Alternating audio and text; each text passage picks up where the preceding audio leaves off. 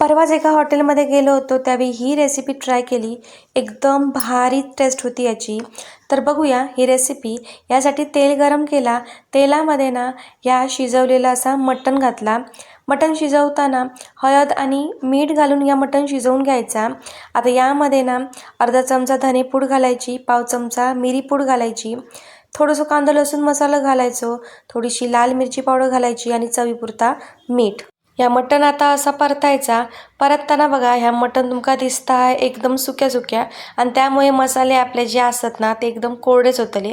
त्यामुळे घालायचो इकडे मटणाचं स्टॉक म्हणजे मटण शिजवताना जा पाणी आपण घातला होता ना ता इकडे घालून घेतला. या पाण्यात असा 2 मिनिटा मटण परतला ना की मसाले पण आतपर्यंत लागतात.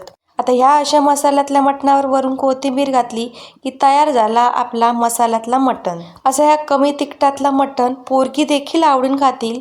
आता एक गोष्ट करायची, खाताना मात्र याच्यावर अशी तुपाची धार सोडायची. तर मग करा, खावा आणि रेसिपी आवडली तर व्हिडिओ लाईक करा.